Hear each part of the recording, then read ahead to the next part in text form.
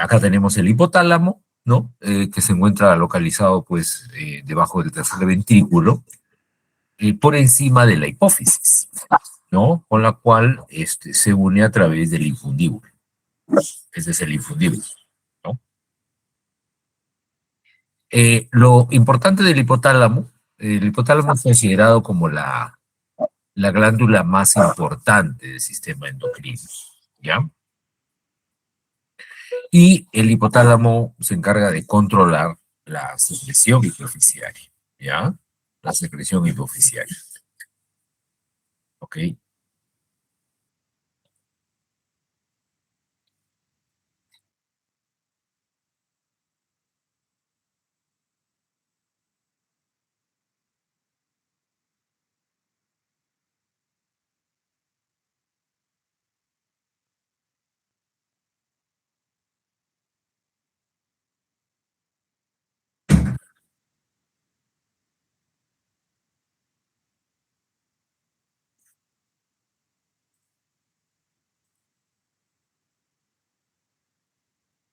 Ya, entonces tenemos acá el hipotálamo, ¿no? El hipotálamo, vean ustedes, y cómo controla a la hipófisis. Y el hipotálamo controla a la hipófisis mediante hormonas, hormonas que pueden ser liberadoras o inhibidoras, ¿no?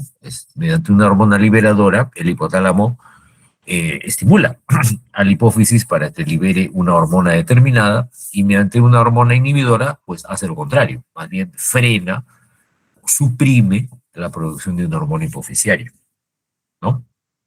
La tenemos en el hipotálamo. El hipotálamo es una estructura nerviosa, es decir, que está constituida por neuronas. Y las neuronas que están dentro del hipotálamo se agrupan, formando grupos de neuronas que tienen una función específica. Estos grupos de neuronas se llaman núcleos. Entonces nosotros vamos a encontrar una gran cantidad de núcleos dentro del hipotálamo, ¿no? Miren, ahí están todos los núcleos. Fíjense ustedes que existe dentro del hipotálamo. Tenemos el área preóptica medial, el área preóptica posterior, el núcleo supraóptico, el núcleo paraventricular, el núcleo dorsomedial, el núcleo perifornical, el área hipotalámica lateral, el hipotálamo posterior, el cuerpo mamilar, ¿no? Todos son núcleos, o sea, agrupaciones neuronales que tienen funciones específicas, ¿no? Tienen funciones específicas, ¿no? Por ejemplo, el área preóptica medial se encarga de bajar la presión arterial, bajar la frecuencia cardíaca, producir contracción de la vejiga. El área preóptica posterior se encarga de regular la temperatura corporal. Ese es nuestro termostato corporal. Cuando hay una infección, por ejemplo, se daña, se altera esta área y se produce la fiebre, se descontrola ese termostato corporal, provoca sudoración. En el núcleo supraóptico, por ejemplo, se libera la vasopresina que es la hormona antidiurética. En el núcleo paraventricular se libera la oxitocina, que ya vamos a ver para qué sirve, ¿no? Está también ahí el núcleo de la saciedad. En el núcleo dorsomedial hay estimulación del aparato digestivo. El núcleo perifornical se encarga de aumentar la presión arterial, ¿no? Ahí se encuentra el centro del hambre, ¿no? Que cuando nosotros estamos en hipoglicemia, por ejemplo, se activa el centro del hambre, ¿no? En el área hipotalámica lateral está el centro de la sed, también del hambre. En el núcleo ventromedial está el centro de la saciedad. En el hipotálamo posterior hay núcleos que regulan la presión, hacen elevar la presión arterial, provocan midriasis, dilatación de la pupila, provocan escalofríos. En sí, entonces, el hipotálamo tiene múltiples funciones a nivel corporal, ¿no? Por ejemplo, cuando recibimos un estímulo olfatorio, ¿no? Un estímulo olfatorio, percibimos olores a través de la mucosa nasal. Estos olores se dirigen hacia el hipotálamo, ¿no? Hacia el hipotálamo, ¿ok? El dolor también, ¿no? El dolor también va a dirigirse primero al hipotálamo antes de ir a la corteza cerebral, ¿no? Ahí sufren Estas sensaciones sufren un proceso de integración dentro del hipotálamo, ¿no? Los pensamientos, ¿no? Las emociones también primero van al hipotálamo antes de ir al cerebro.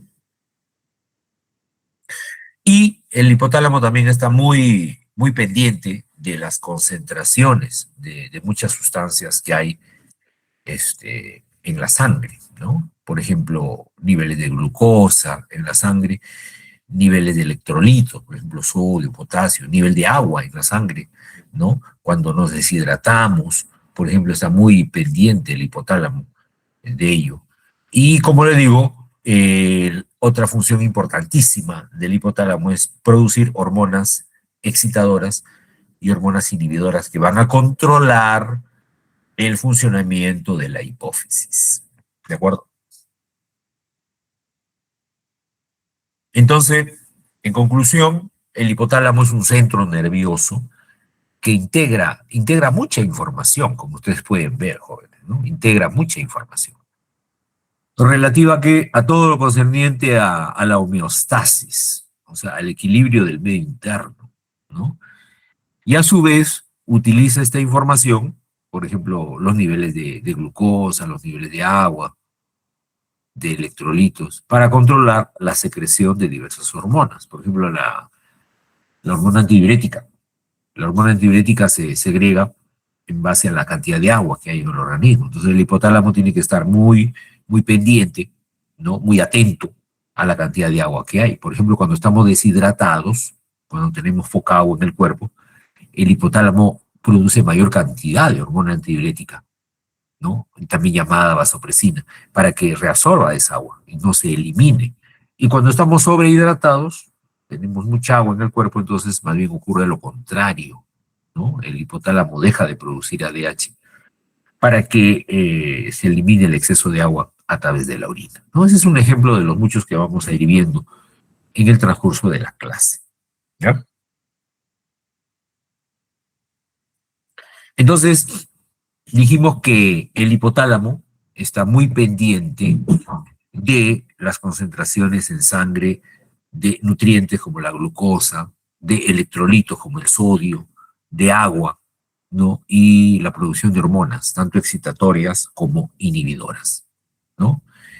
Eh, Ponemos el ejemplo de la ADH, ¿no? Que es un ejemplo bastante importante, ¿no? La ADH es la hormona antidiurética o también llamada vasopresina. Vasopresina. Esta hormona, de todos los núcleos que hemos visto, se produce en el núcleo supraóptico, ¿no? En el supraóptico. Y luego, eh, miren, ahí está, se produce en el núcleo supraóptico, ¿ya? La hormona antidiurética, ¿ya? O ADH, o vasopresina. Luego, esta hormona va a ser enviada por los axones de estas neuronas. No olvidar que todos los núcleos del hipotálamo están formados por neuronas. Entonces, estas neuronas tienen axones, ¿no? Prolongaciones nerviosas, por donde viaja la hormona después que es segregada, ¿no? Son neuronas, son células neuroendocrinas. O sea, son neuronas que a la vez producen hormonas, ¿no? Son células neuroendocrinas. Y tienen su prolongación, ¿no? Tienen su prolongación. En este caso, miren, a través de esa prolongación, ¿no? Va a venir la ADH que se produce y llega a la neurohipófisis, que ya luego vamos a estudiarla, ¿no? Y es segregada luego a la sangre. Una vez que sale a la sangre, la ADH viaja por la sangre y llega finalmente hasta los riñones, ¿no? Dentro de los riñones, ¿no? Tenemos el tubo colector, que es la parte final del túbulo contorneo distal, tubo colector, ¿no? La parte final del nefrón, donde en las células tubulares existen unos transportadores de agua que se llaman aquaporinas. Aquaporinas, ¿no? Ahí tenemos la aquaporina, ¿ven? La aquaporina es un transportador de agua. Lo que hace la ADH, la antidiurética, viene y abre esta acuaporina, que normalmente se encuentra cerrada. Normalmente está cerrada. Entonces, si la acuaporina está cerrada, el agua que pasa por el túbulo irrenal se va de frente y se sale en la orina, ¿no? Pero si yo abro esta acuaporina, el agua se va a reabsorber, ya no se va a eliminar en la orina, se reabsorbe agua hacia la sangre. ¿Ya? Entonces, esa es la función de la ADH. La ADH, miren, lo que hace es aperturar esta acuaporina 1, esta es una acuaporina 1, y lo que hace es reabsorber esta agua, ¿no? Reabsorber esta agua. De esa manera disminuye el volumen urinario, ¿ya? ¿Ok? Entonces, acá en el núcleo supraóptico es donde se produce la hormona antidiurética, ¿no? El núcleo supraóptico, ¿ya? ¿Ok? En el núcleo, otro núcleo, el núcleo arcuato o arqueado, ¿no? Lo tenemos por acá. Este núcleo arcuato, ¿qué cosa produce? ¿Qué cosa produce? Produce una hormona que se llama somatoliberina, o también llamada hormona liberadora de la hormona de crecimiento, ¿no? Su abreviatura GHRH. Entonces, ¿qué va a hacer esta hormona? Va a viajar hacia la adenopófisis, hacia la parte anterior de la hipófisis, y va a provocar la liberación de la hormona de crecimiento, de la GH. ¿De acuerdo? Entonces, en este caso sería una hormona excitadora, una hormona estimuladora. ¿Ya? Luego tenemos otro núcleo muy grande dentro del hipotálamo, que es el núcleo periventricular, que abarca un gran espacio ahí en el hipotálamo, ¿no? Ahí tenemos, ¿eh? El núcleo periventricular. No olvidar que el hipotálamo está localizado alrededor del tercer ventrículo, por debajo del tercer ventrículo. Entonces, como este núcleo se encuentra muy cerca al tercer ventrículo, se llama núcleo periventricular, rodeando el tercer ventrículo. ¿Ya? Ok. Una función del núcleo periventricular, ¿cuál es? Producir somatostatina. Somatostatina, que es la hormona inhibidora de la hormona de crecimiento. Entonces, miren cómo existe una hormona liberadora de hormona de crecimiento y a la vez también hay una hormona inhibidora de la hormona de crecimiento. ¿Ya? La hormona liberadora de la hormona de crecimiento lo produce el núcleo arcuato y la hormona inhibidora de la hormona de crecimiento lo produce ¿quién? El núcleo periventricular. Periventricular. ¿Ok? Estas hormonas viajan hacia la adenohipófisis, a diferencia de la ADH, de la vasopresina que se iba a la neurohipófisis, a la hipófisis posterior.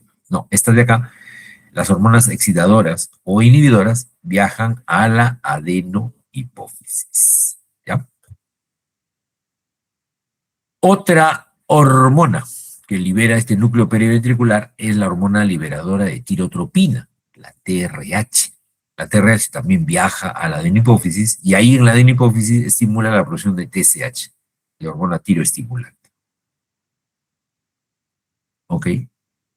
Otra hormona que produce el núcleo periventricular es la hormona liberadora de corticotropina, la CRH.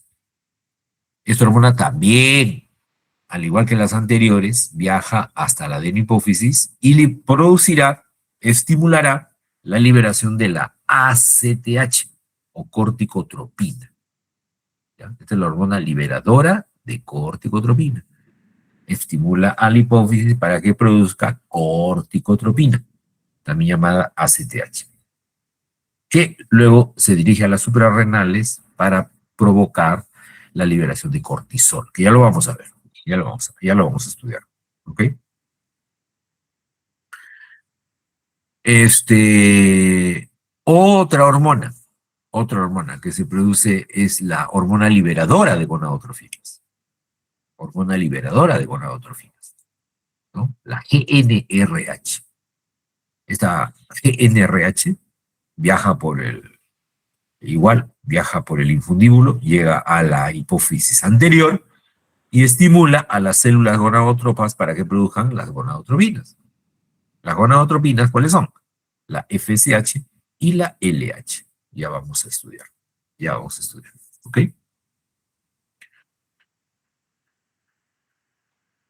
¿Qué más? La dopamina, por acá está, la dopamina o factor inhibidor de prolactina, ¿no? También viaja igualito hacia la adenohipófisis y produce la inhibición de la prolactina. ¿Ok? La prolactina es otra hormona que se produce en la adenohipófisis, cuya función va a ser estimular la secreción láctea en las glándulas mamarias, ¿no? Entonces, vean ustedes jóvenes, vean ustedes, ¿cuántas hormonas liberadoras hay hasta el momento? A ver, ¿Cuatro? hormonas liberadoras, ¿cuántas hay hasta el momento? Producidas en el hipotálamo. ¿Cuatro? Cuatro. A ver, contemos. Primero, la hormona liberadora de la hormona de crecimiento. Segundo, la hormona liberadora de tirotropina. Tercero, la hormona liberadora de corticotropina. Y cuatro, la hormona liberadora de gonadotropinas. ¿No es cierto? Muy bien. ¿Y cuántas hormonas inhibidoras hay?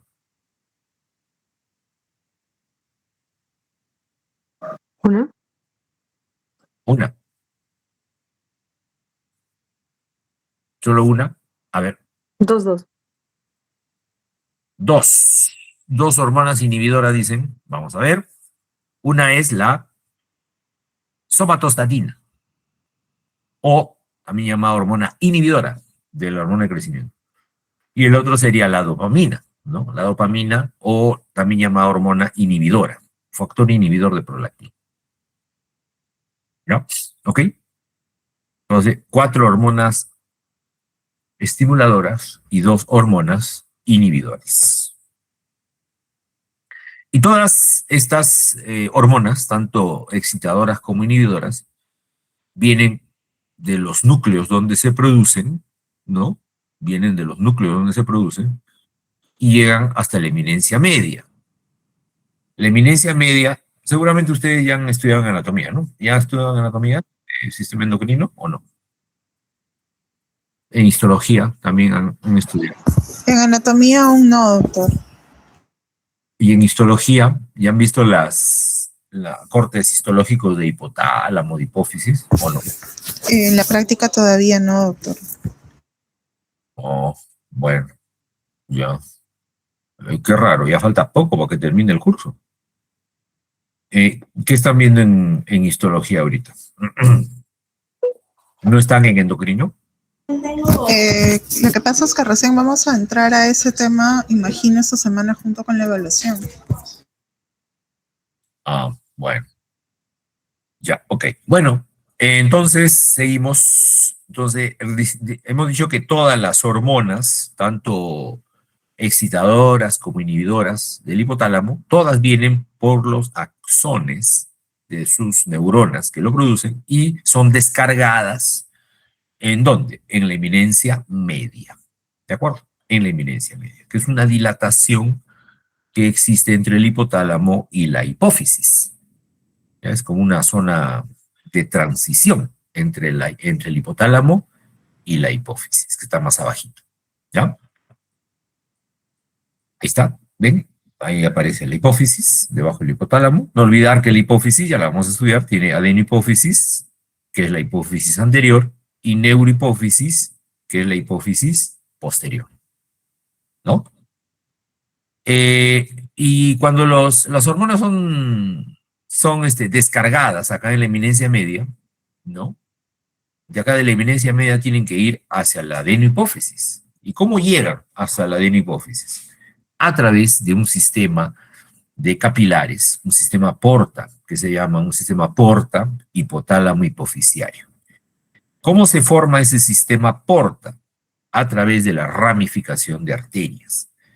Mira, por ejemplo, acá tenemos la arteria carótida interna, que ustedes ya saben, ¿no? La carótida interna. ¿Por dónde va la carótida interna? Supongo que en anatomía ya lo han visto, ¿no? ¿Por dónde va la carótida interna? Por la cara, por la cabeza. Por el cuello. ¿Dónde está la carótida interna? En el tórax. ¿Dónde está? En los brazos.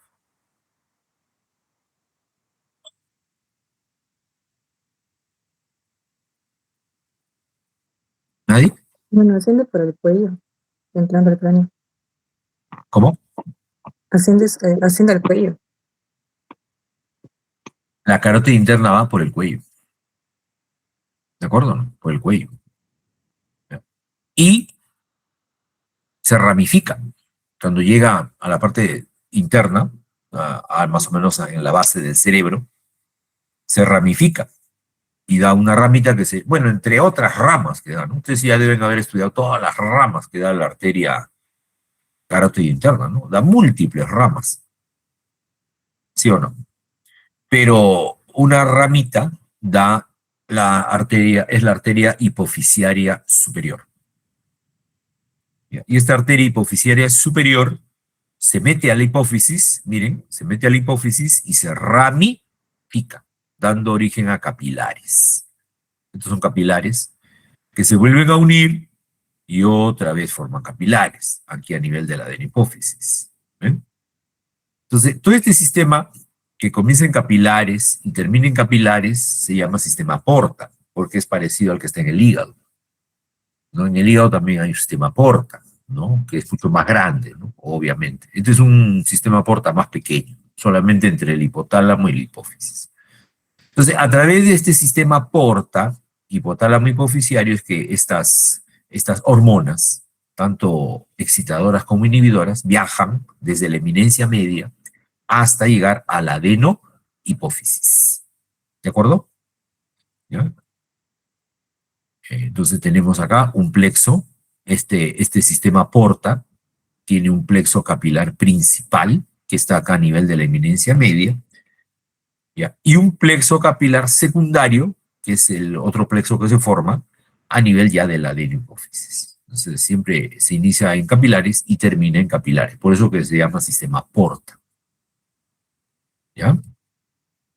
Luego, estos plexos capilares secundarios se juntan y forman senos venosos que ya sacan la sangre de la hipófisis. Se forman senos venosos, luego los senos petrosos y sigmoideos, y finalmente desembocan en la vena yugular, interna, que también viene por el cuello. Y ya esta viene y desemboca ya finalmente en el corazón. ¿De acuerdo? Ya, ok. Muy bien. Entonces, vamos a coger, miren, un pedacito de acá. Vamos a coger un pedacito de aquí, de la adenohipófisis, ¿ya? Y lo vamos a ver al microscopio. Acá tenemos un pedacito, miren la parte que hemos cogido, un pedacito de la adenohipófisis con un pedacito de capilar. ¿Ya? Y justo acá hemos cogido una célula tirotropa. Una célula tirotropa que hemos cogido. ¿Ya? Esta célula tirotropa es una célula que produce TSH. TSH es la hormona tiroestimulante. ¿Ya? ¿De acuerdo? Entonces, acá tenemos, miren, una vez que la hormona es elaborada, sale hacia el capilar. Por eso que está rodeado la adenohipófisis de gran cantidad de capilares, porque ahí son vertidas las hormonas, ni bien se produce, ¿no? Ni bien se produce. ¿Ok? Muy bien. ¿Cómo va a actuar la hormona, en este caso la célula tirotropa? La célula tirotropa tiene en su membrana un receptor. ¿Se acuerdan de este receptor?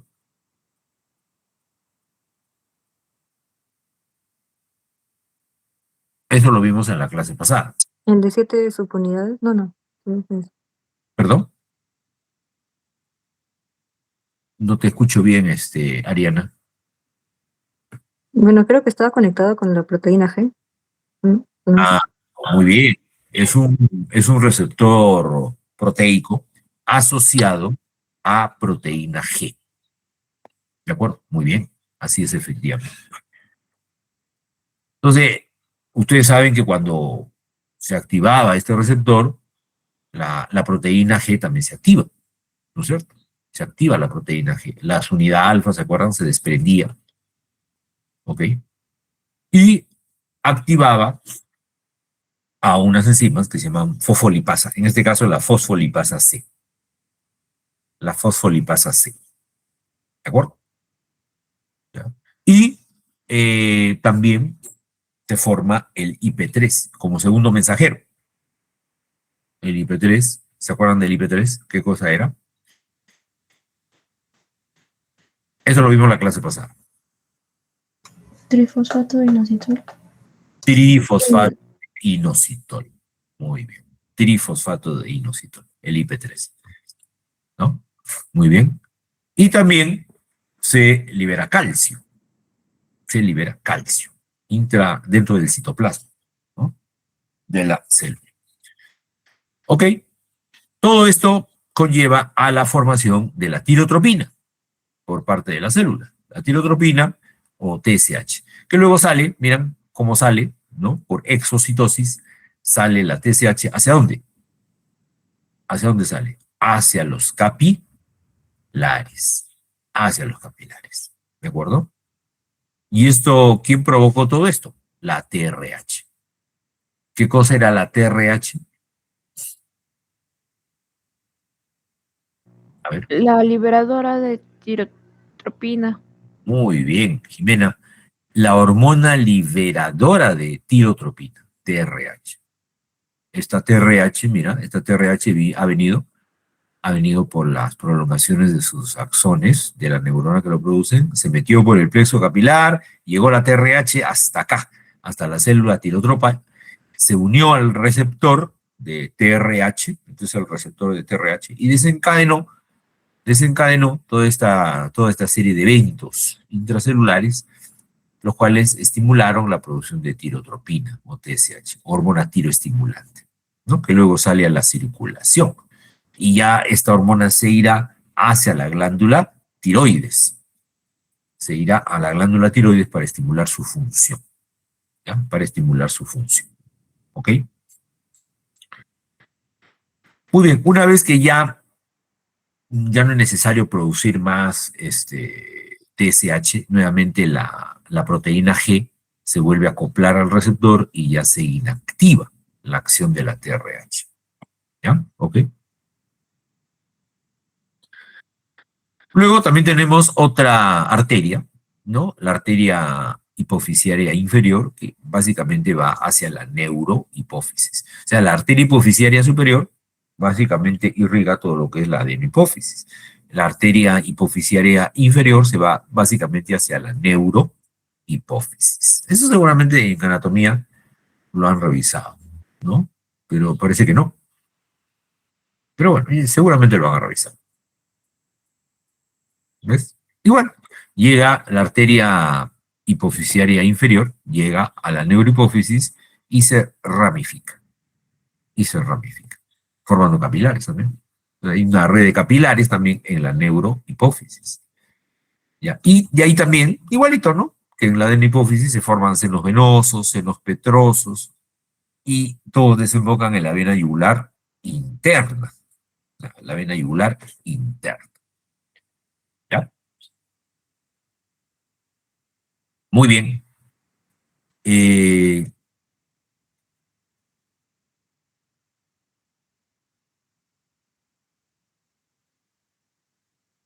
Tenemos acá una tabla de resumen de todo lo que hemos dicho, ¿no? Por ejemplo, en el examen se le puede preguntar en qué núcleo del hipotálamo se produce la hormona liberadora de hormona de crecimiento. Por ejemplo, ¿no? ¿En qué núcleo del hipotálamo se produce la hormona liberadora de hormona de crecimiento?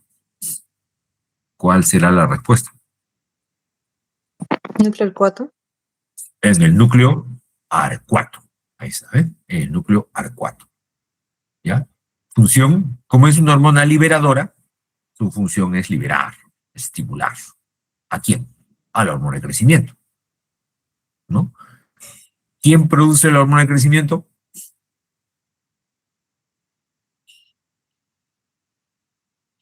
¿Quién produce la hormona de crecimiento? ¿El hipotálamo? La hipófisis. La hipófisis, doctor. Claro. La hormona liberadora de hormona de crecimiento la produce el hipotálamo, pero ya la hormona de crecimiento en sí es producida por la hipófisis, ¿no? Por la hipófisis. Por eso acá dice hormona hipofisiaria. ¿Ya? Hormona hipofisiaria. ¿Ya? Y la hormona de crecimiento luego viene sobre el hígado, actúa sobre el hueso, sobre el músculo, ¿no? Estimulando el crecimiento de los mismos y también la síntesis del IGF-1 en el hígado, que es el factor similar a la insulina de tipo 1, que tiene un efecto mucho más potente, ¿no? Sobre el crecimiento. Ya lo vamos a ver, ya lo vamos a estudiar, ¿ya? La somatostatina, ¿quién lo produce? El núcleo periventricular. La somatostatina inhibe la producción de hormona de crecimiento, ¿ya? La dopamina inhibe la producción de prolactina, ¿no? Es producida en el núcleo arcuato. Miren, en el núcleo arcuato se produce la hormona liberadora de hormona de crecimiento y también la dopamina, ¿no? En el núcleo periventricular o paraventricular se produce la TRH. Justo la TRH que hemos dicho estimula la producción del TSH, que actúa sobre la tiroides. Ya luego vamos a ver que las hormonas tiroideas son la T3 y T4. Entonces, esta es una cadena, ¿no? El hipotálamo libera TRH. La TRH estimula la hipófisis para que libere TSH. La TSH estimula la tiroides para que libere T3 y T4, ¿no? Eso es una secuencia, ¿no? Hay una hormona hipotalámica que estimula a una hormona hipofisiaria. Y esta hormona hipofisiaria estimula a una glándula periférica, como es la tiroides. Entonces, ese es un eje que se repite. Se repite para la tiroides, se repite para las glándulas suprarrenales, se repite para las gónadas. Entonces, ese eje de regulación se conoce con el nombre del eje hipotálamo, hipófisis, glándula periférica. ¿Ya? Así se llama. Eje hipotálamo, hipófisis, glándula periférica. Entonces, en este caso, por ejemplo, la TRH sería el hipotálamo, ¿no? A nivel de la hipófisis sería la TSH. Y a nivel de la glándula periférica, que es la tiroides, sería la T3 y la T4. ¿Entendieron esta parte, no? ¿Estamos de acuerdo? ¿Sí? Sí, doctor. Ya, ok, gracias, Leslie. Luego tenemos la CRH, hormona liberadora de corticotropina, que en el gráfico anterior, repasen por favor los gráficos, ya, para el examen, es producida también en el núcleo paraventricular, igual que la TRH. ¿No? Y acá también se establece otro eje, hipotálamo, hipófisis, glándula periférica. En el hipotálamo sería CRH, en el hipotálamo. En la hipófisis, ¿qué sería? ACTH, doctor. ACTH, muy bien. Y en la glándula periférica, que en este caso es la corteza suprarrenal, acá está, corteza suprarrenal, Cortisol. el cortisol. Entonces el eje sería CRH, ACTH y cortisol. ¿Ok? Como ya habíamos estudiado mecanismo de retroalimentación negativa, ¿qué pasa si el cortisol aumenta en la sangre? ¿Qué pasa? La ACTH disminuye. Disminuye el ACTH y también la CRH. ¿Ya? También el feedback negativo no solamente es con la hipófisis, también es con el hipotálamo. Igual ocurre con las hormonas tiroideas. Cuando aumentan la T3 y T4, eso inhibe la producción de TSH en la hipófisis, pero también inhibe la producción de TRH por parte del hipotálamo.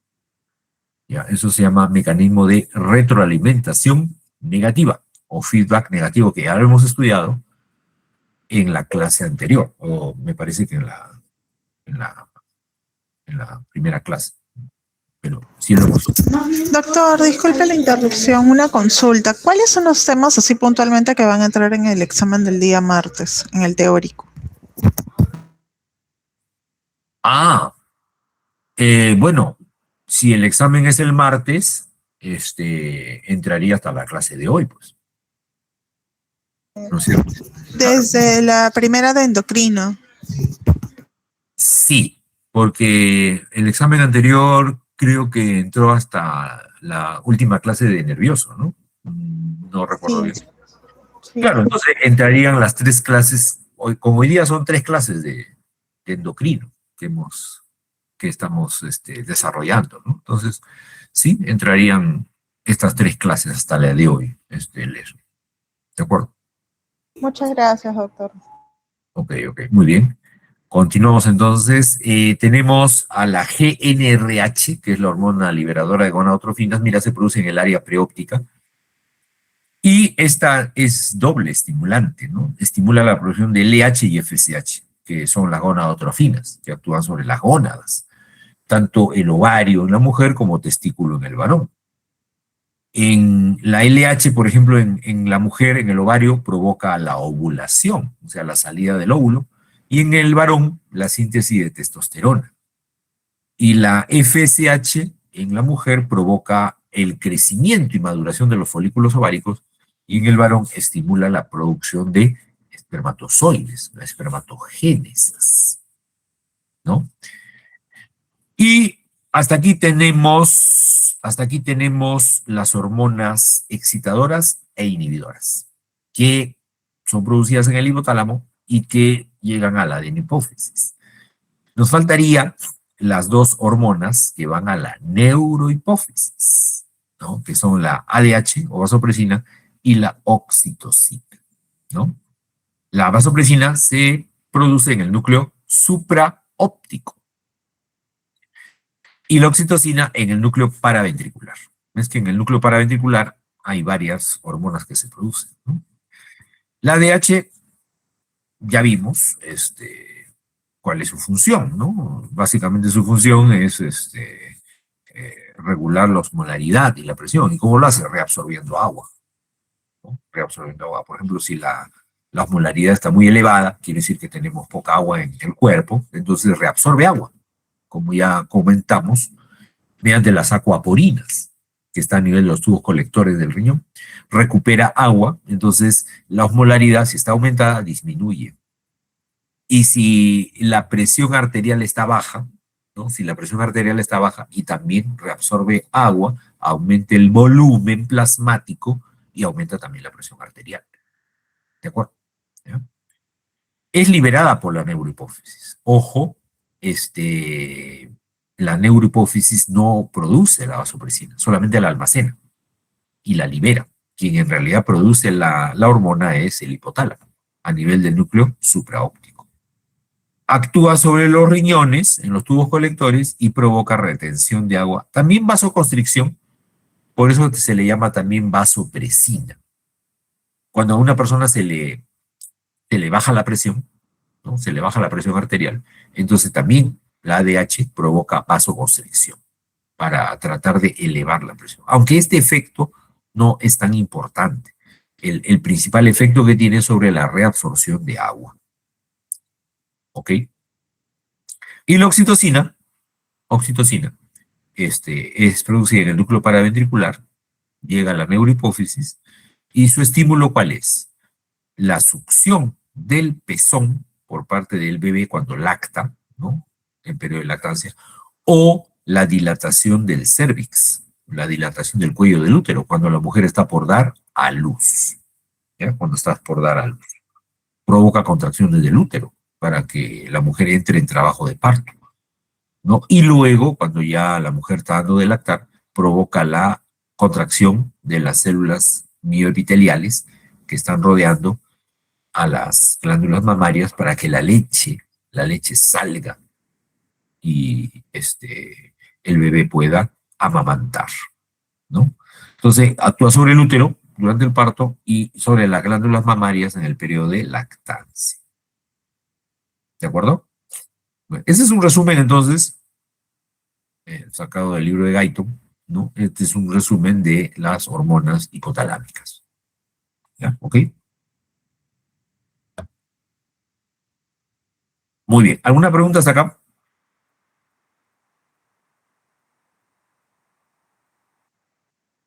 No, doctor, todo claro. Muy bien. Entonces, ahora vamos a pasar hemos revisado lo que es el hipotálamo. Ahora vamos a pasar a la hipófisis. ¿Ya? Vamos a pasar a la hipófisis. ¿No?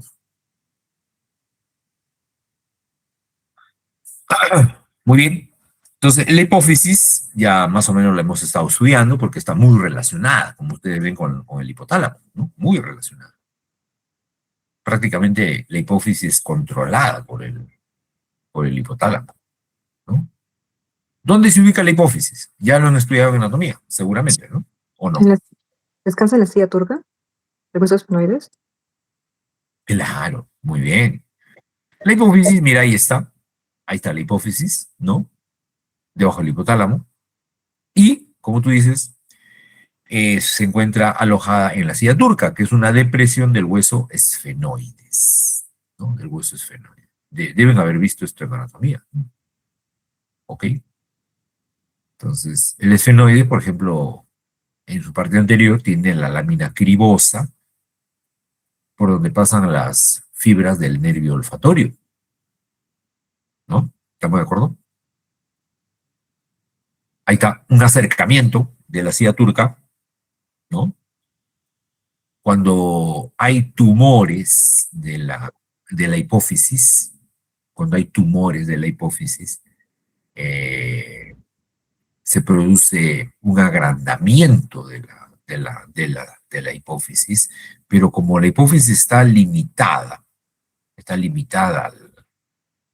acá a la silla turca, que es un hueso, entonces no puede crecer mucho y se va para arriba, crece para arriba la hipófisis, y aquí arriba vamos a ver que se encuentra una estructura que es el quiasma óptico, el quiasma óptico. Entonces, cuando hay tumores de la hipófisis, lo primerito que se presiona es el quiasma óptico y la persona comienza a tener problemas visuales. Entonces, es un primer síntoma cuando hay tumores de la hipófisis, que el paciente tiene problemas visuales. ¿Ok? Bueno, ¿cuánto mide la hipófisis? 1 centímetro, ¿no? 1 centímetro. Es pequeña, ¿no? ¿Y pesa cuánto? 1 gramo. 1 gramo, imagínate. Es una glándula sumamente pequeña, pero muy importante, ya que libera una gran cantidad de hormonas que regulan diversas actividades del cuerpo. Es una de las glándulas que más hormonas produce, ¿no? ¿Ok? También se le llama glándula pituitaria, ¿no? ¿Ha escuchado hablar? La glándula pituitaria es la hipófisis, ¿ya? Pesa hasta 1 gramo, ¿ok? Y el tallo hipoficiario es el que une. ¿Qué cosa une el tallo hipoficiario? Une a la hipófisis, comunica a la hipófisis ¿con quién? Con lo que está arriba. ¿Qué cosa está arriba de la hipófisis? El hipotálamo. El hipotálamo, pues lo acabamos de ver, ¿no? Lo acabamos de ver. El hipotálamo está por encima. Y se comunica con la hipófisis a través del tallo hipofisiario o infundíbulo, también se llama, ¿no? Infundíbulo. Ahí está la eminencia media, ¿no? ¿De acuerdo? Bueno, entonces la hipófisis se divide en dos partes. El lóbulo anterior de la hipófisis, o adenohipófisis, y el lóbulo posterior, o neurohipófisis. También hay un lóbulo intermedio, pero que en el ser humano está involucionado, no tiene función. No tiene función. Bueno, entonces el lóbulo anterior, o adenohipófisis, es totalmente distinto a la neurohipófisis. Contiene células diferentes, produce hormonas diferentes y tienen origen diferente. Tienen origen diferente. Es como si fueran dos glándulas totalmente diferentes, solamente que están juntas. Están juntas ahí, pero pareciera que es una sola, pero en realidad son como si fueran dos glándulas diferentes. ¿De acuerdo? Su desarrollo embriológico es diferente. Miren, ¿cómo se forman? A partir del ectodermo, ¿se acuerdan de las capas? Y ustedes ya llevaron embriología, ¿o no? ¿O todavía no llevó embriología? Sí, doctor, ya llevamos. Ya llevaron. Entonces se acuerdan de las 3 capas germinativas, ¿no? ¿O no? ¿No les han enseñado? Sí, doctor. El ectodermo, el mesodermo y el endodermo, ¿sí o no? ¿Ok? En el ectodermo, por ejemplo, se forma una dilatación que se llama la bolsa de Rathke del ectodermo, ¿no? Ahí está, la bolsa de Rathke es una dilatación, ¿no? Que luego, mira, se engloba, se suelta, y esto va a constituir a la adenohipófisis. Y del neuroectodermo sale una prolongación. Sale una prolongación que también va a formar a la neurohipófisis. Entonces, la neurohipófisis se forma del neuroectodermo y la adenohipófisis se forma a partir de la bolsa de Rathke, que es una dilatación del ectodermo. Así se forman las 2 partes de la hipófisis. ¿De acuerdo? Tienen entonces origen diferente, origen embriológico diferente, producen hormonas diferentes, regulación también diferente.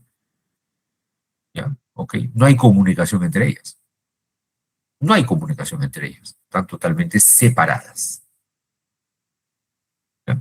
Bueno, vamos a ver primeramente las hormonas de la adenohipófisis, ¿no? Lóbulo anterior. Vamos a ver. Y vamos a echar un vistazo. Vamos a echar un vistazo a... Seguro que en histología no han visto las...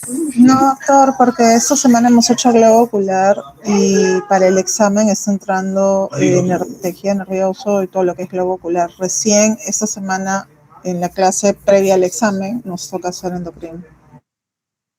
Ay, ay, bueno.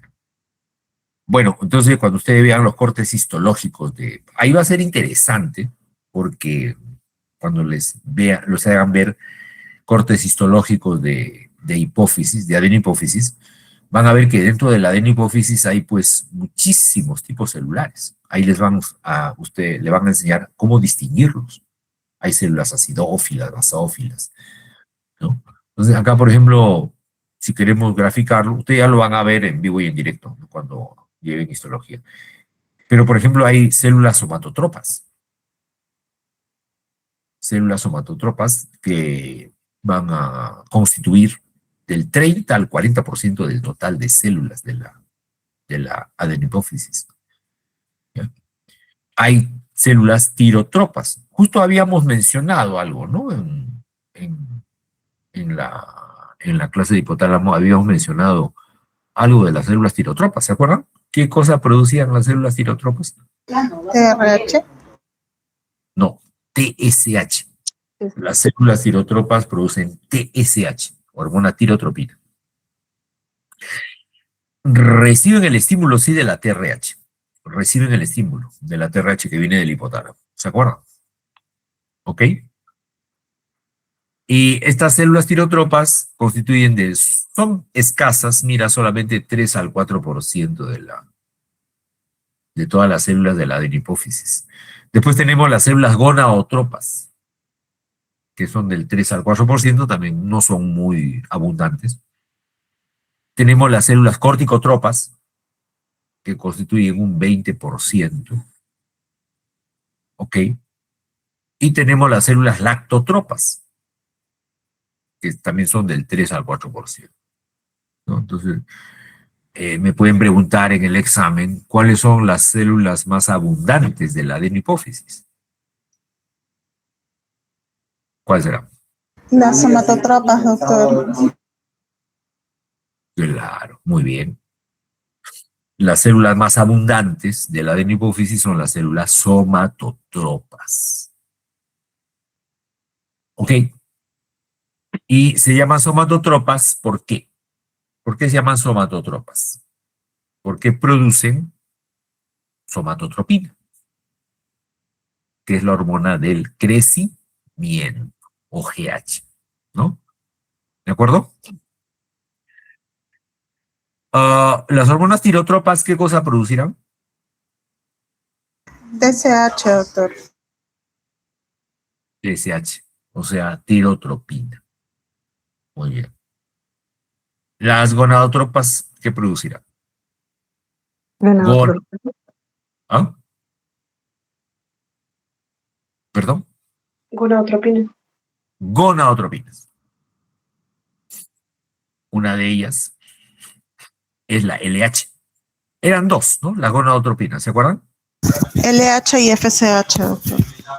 Muy bien. La LH, hormona luteinizante, y la FSH, hormona folículo estimulante. Esas son las gonadotropinas, ¿no? Muy bien. Las células lactotropas, ¿qué cosa producirán?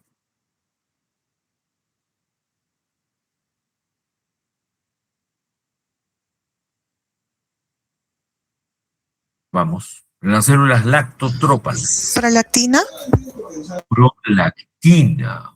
Ah, ay, chipa, me equivoqué. Ah, las células corticotropas. Las células corticotropas, ¿qué cosa producen? La ACTH, ¿no? Y, muy bien, las células lactotropas producen prolactina. Prolactina. Esas son todas las hormonas que se elaboran en la adenohipófisis. ¿Ya? ¿De acuerdo? Y una vez que producen esas hormonas, ¿a dónde van? ¿Cómo salen de la hipófisis? ¿Se acuerdan que la hipófisis tenía un sistema, un plexo capilar secundario que venía del sistema porta hipotálamo hipofisiario, ¿no? Hay una gran red de capilares dentro de la adenihipófisis. ¿Ven? Acá, por ejemplo, hay un capilar, un sinusoide, ¿ven? Entonces, cuando las células producen estas hormonas, vierten estas hormonas hacia los capilares, los sinusoides, ¿ya? Y ahí ya entran a la circulación las hormonas. ¿De acuerdo?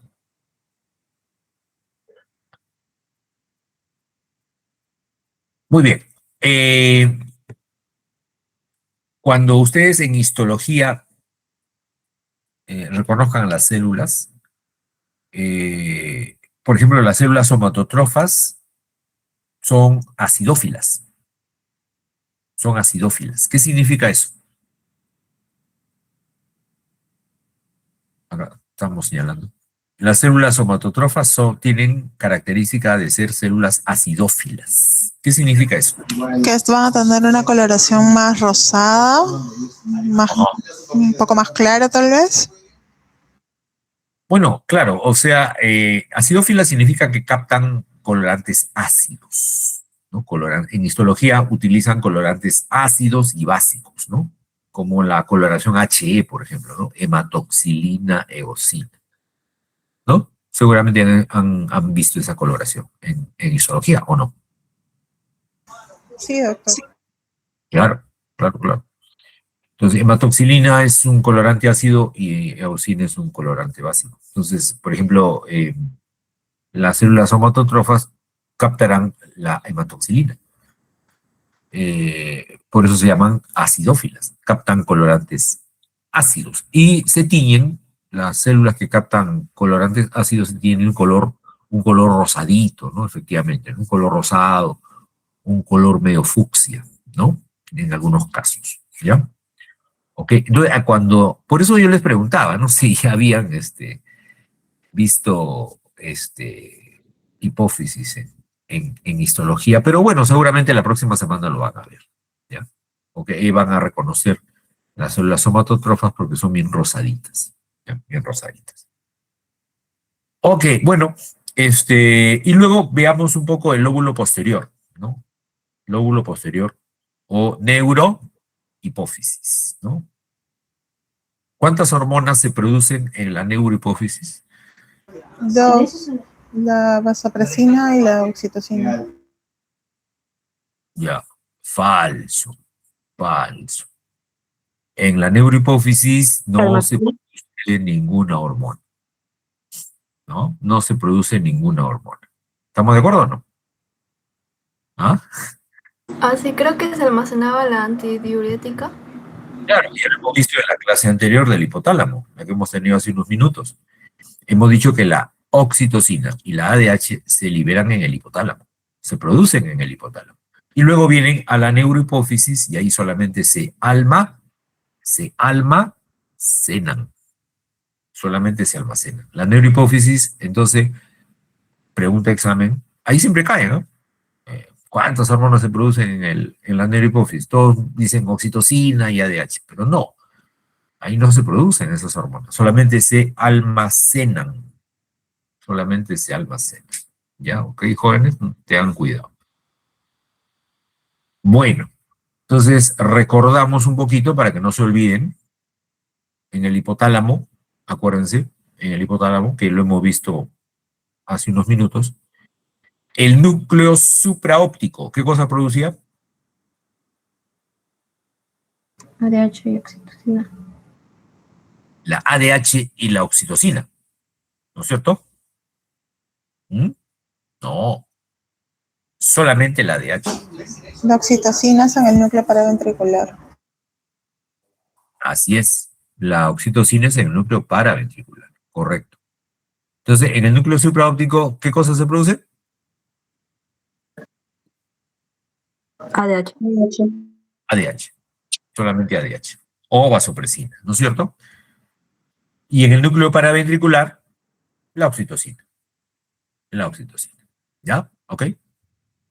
Entonces, ahí está. ¿Ven? Cada una produce su hormona. Y luego vienen, como ya les expliqué, por axones de estas células neuroendocrinas. En este caso ya no se quedan en la eminencia media. Para el caso de la adenipófisis, los axones se quedaban en la eminencia media, ¿se acuerdan? Acá no. Estos axones ya vienen hasta la neurohipófisis. Y ahí descargan la ADH y la oxitocina. ¿Ok? Entonces, acá vemos más grandecito esta parte final de las terminaciones nerviosas, de estas neuronas, de los núcleos del hipotálamo. Lo vemos un poquito más grande. ¿Ya? Y en la neurohipófisis también hay capilares. También hay capilares, así como hay en la adenopófisis, ¿no? Entonces, mira lo que va a ocurrir. La hormona antidiurética, observa, la hormona antidiurética es producida acá, mira, en el núcleo supraóptico. ¿Se está viendo bien las diapositivas, jóvenes, o creo que no se ven bien? Sí, Sí se ve, doctor. Sí se ve, Ya. Tienen que prestar atención nomás, ¿ya? Tienen que prestar atención a lo que va apareciendo, en la diapositiva, ¿ya? Entonces acá tenemos, mira, la hormona antidiurética que se produce en el núcleo supraóptico y la oxitocina, ahí está, la oxitocina en el núcleo paraventricular. Estas dos hormonas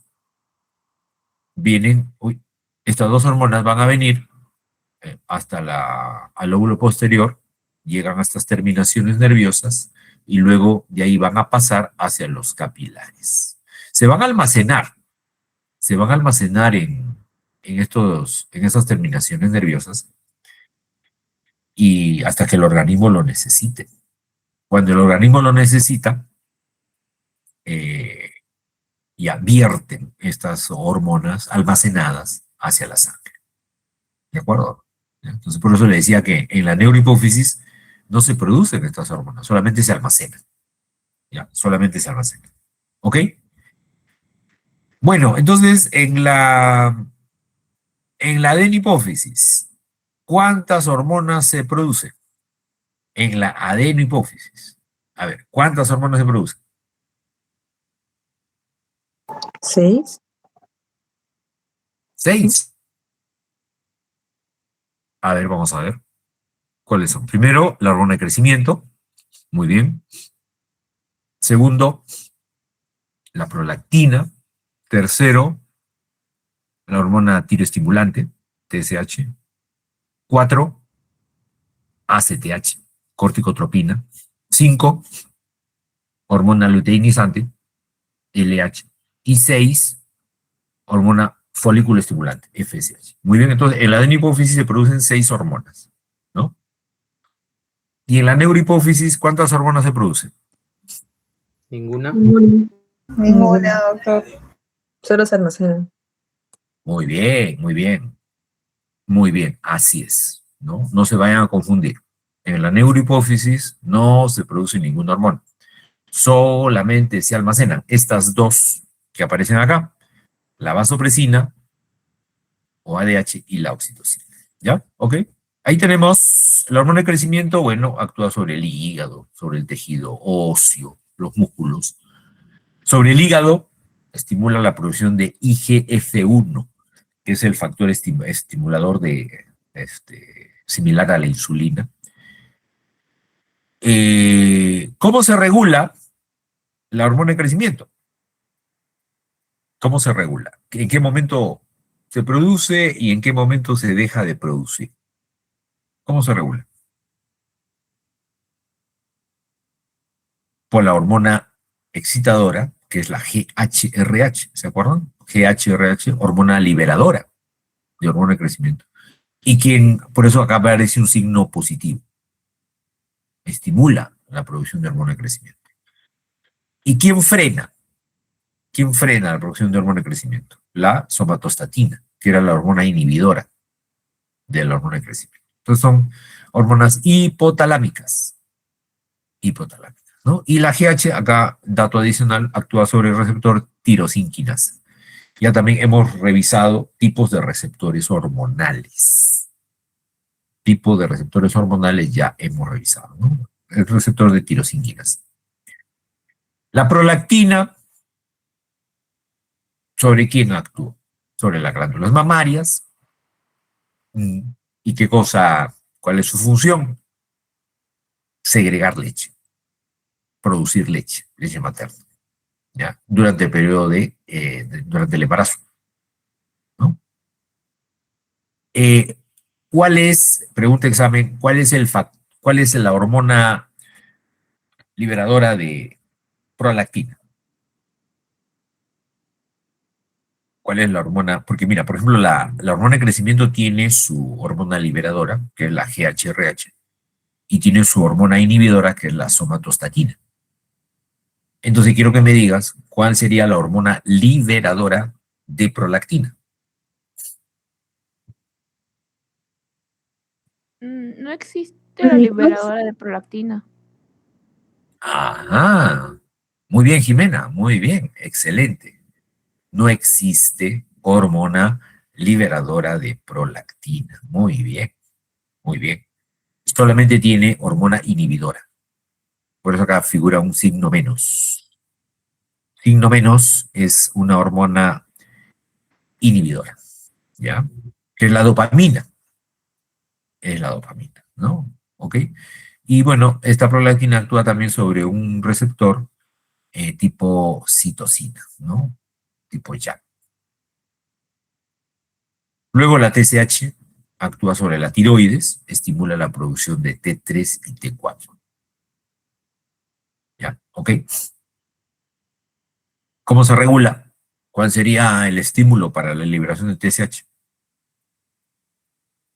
La TRH, que es la hormona liberadora de tiroides. ¿Y cuál sería el estímulo que detiene la producción de TSH? Las hormonas tiroideas. O sea, acá ya hay un mecanismo de retroalimentación negativo. O sea, si aumenta en la sangre la T3 y T4, disminuye la producción de TSH. ¿De acuerdo? Y si bajara la producción de hormonas tiroideas, aumentaría la producción de TSH. ¿No? Son inversamente proporcionales. Eso es un mecanismo de retroalimentación negativo. Mira, la TSH actúa sobre un receptor acoplado a proteína G. ¿No? Y la proteína G, en este caso, la proteína G, acuérdense de la clase pasada, podía tener varias acciones. Por ejemplo, podía actuar sobre la adenisiclasa. Y si actuaba sobre la adenisiclasa, ¿qué cosa liberaba como segundo mensajero? AMP cíclico. AMP cíclico. AMP cíclico, ¿no es cierto? Porque también podía actuar sobre la fosfolipasa, ¿no? Y si actúa sobre fosfolipasa, producía inositol trifosfato como segundo mensajero, ¿no? Pero en este caso, acá ponen entre paréntesis AMP cíclico. Entonces quiere decir que esta proteína G activa adenil ciclasa. Adenil ciclasa. ¿Ya? La ACTH estimula a la corteza suprarrenal. La corteza suprarrenal responde produciendo cortisol. Entonces, ¿cuál será el estímulo para la producción de ACTH?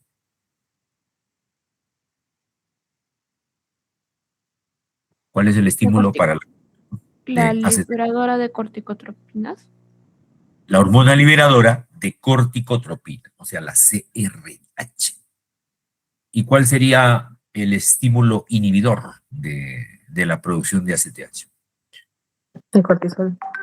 El cortisol. Por un mecanismo de retroalimentación negativo. O sea, sube el cortisol.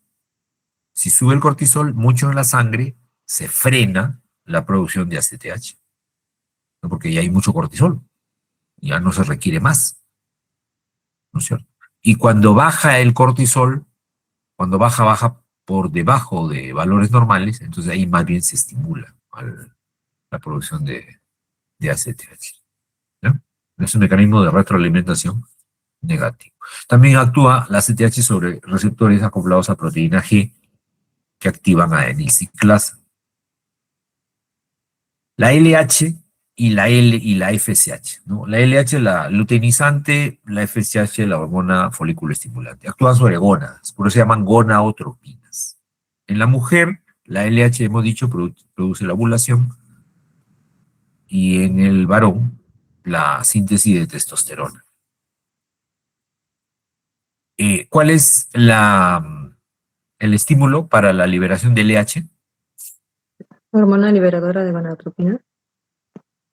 Ajá, la hormona liberadora de gonadotrofinas, la GnRH. GnRH, muy bien. ¿Ya? También trabaja con un receptor acoplado a proteína G. Y la FSH provoca en los ovarios maduración de los folículos y en el varón la producción de espermatozoides. ¿Cuál es el estímulo para la liberación de FSH?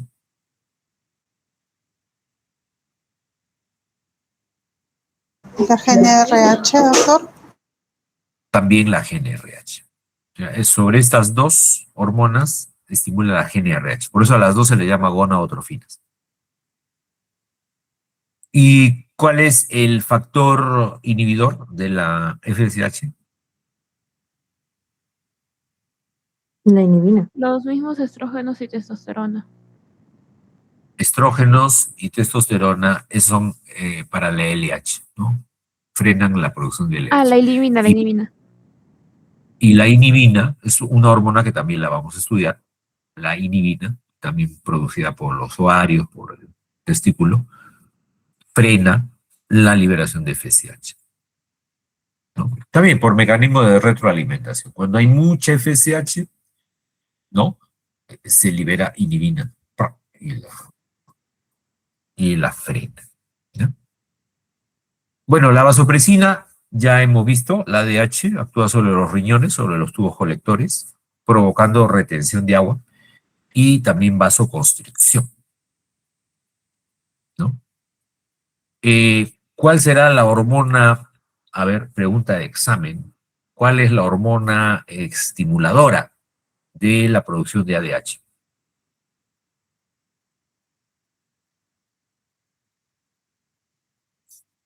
No hay, se estimula por la disminución de los por los cambios los cambios de de la osmolaridad y la presión arterial. Claro, muy bien. Ahí está en el cuadro, ¿no? Las hormonas que tienen regulación por parte del hipotálamo, ya sea mediante hormonas excitadoras o inhibidoras, solamente son las de la adenohipófisis. Las hormonas de la neurohipófisis, ADH y oxitocina, no se manejan por hormonas reguladoras o inhibidoras. Ya es pregunta de examen. Ya, no, las hormonas de la neurohipófisis no se regulan mediante hormonas excitadoras o inhibidoras. Tienen otros mecanismos de regulación. Por ejemplo, la ADH, como dice Jimena, la ADH se regula por la osmolaridad plasmática o por el nivel de presión arterial que tenemos. Si se te baja la presión, se estimula la producción de ADH. Si se te sube la osmolaridad plasmática, estimula la producción de ADH. Y lo contrario sería que baje la osmolaridad, ¿no?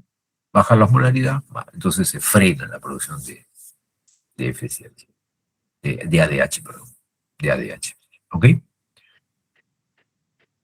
Actúa sobre el receptor B1 cuando provoca vasoconstricción y actúa sobre el receptor B2 cuando provoca reabsorción de agua. Receptor de vasopresina. Se llama B de vasopresina. B1 y B2. Y la oxitocina, ya hemos dicho que actúa sobre el útero cuando la mujer está dando a luz, provoca las contracciones del útero, y sobre la glándula mamaria para que salga la leche durante la lactancia, ¿no? ¿Y cuál sería el estímulo para la producción de oxitocina cuando la mujer está dando a luz? Es la dilatación del cuello del útero, ¿no? La distensión del cuello del útero. Y cuando la mujer da de lactar, el estímulo es la succión del pezón por parte del bebé. Entonces, esta succión libera oxitocina y la oxitocina actúa sobre unas células mioepiteliales que están rodeando los acines mamarios. ¿Eso lo han visto en histología? Glándula mamaria, ¿han visto en histología? No, profesor. Todavía. Hoy no ven nada ustedes. ¿Cómo no? Doctor, es que Fisio está más adelantado que Histo y Anato, pues. Sí, Sí, estamos terminando el curso, ya estamos terminando el curso. pero 3 semanas son 3 semanas, pues, doctor. Es semana 15, profe. Claro, todavía falta, todavía hay tiempo, doctor, usted ya nos quiere despachar. Esta semana vimos globo ocular en histología. Claro, en Anato todavía estamos con pares craneales. La vía visual. Están medio atrasados. Bueno, No, es que usted está bien adelantado, por favor. ¿sí, no? Sí. No. Estamos siguiendo el contenido Anatomía del cielo. vimos músculos más que nada. Y recién estamos terminando la anatomía. Ah, Y en histología vimos también músculo. Anato, sí. estamos todavía con vestíbulo coclear, parocho, la vía visual, y todas esas cositas. Esta semana, por lo menos. Bueno, si ustedes ven glándula mamaria, seguro en endocrino entonces van a ver en histología cortes de glándula. Con usted empezamos la semana, más bien, creo. Usted es el que está marcando la pauta para endocrino. Bueno, está bien, también no hay problema. Cuando vean entonces cortes histológicos de glándula mamaria, van a ver ustedes los acines mamarios, donde se produce la leche, y alrededor de los acines mamarios hay unas células mioepiteliales. Esas células mioepiteliales son las que están estimuladas por la oxitocina. Entonces, la oxitocina hace que se contraiga esas células mioepiteliales, y esas células mioepiteliales, por decir, ordeñan, ¿no? Se contraen y oprimen al acine mamario para que la leche salga por los conductos galactóforos, se llaman, conductos galactóforos de la glándula mamaria. Bueno, eso ya, entonces seguramente lo van a ver, ¿ya? Bueno, la oxitocina actúa sobre receptores también acoplados a proteína G, pero que tienen como segundo mensajero calcio. Calcio, ¿ya? Ok, y terminamos con la hipófisis. A ver, ¿alguna pregunta sobre la hipófisis? ¿Mm? La hipófisis está terminando conmigo, doctor. ¿Ah?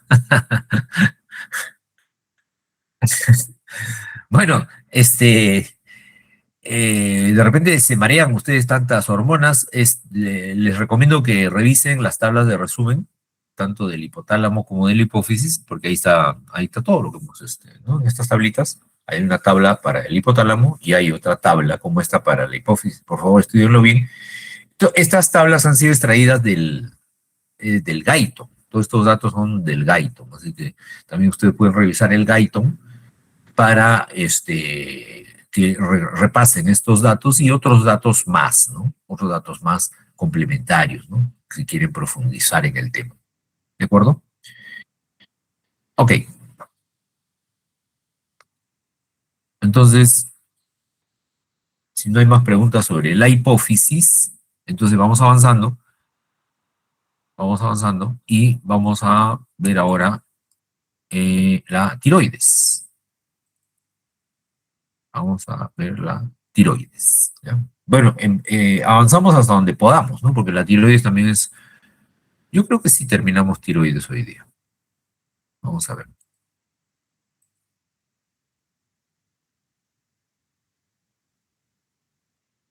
Entonces, vamos a estudiar las hormonas tiroideas, ¿no? Acá, bueno, ya también, ya mejor no les pregunto si en histología han visto cortes de tiroides, porque todavía no.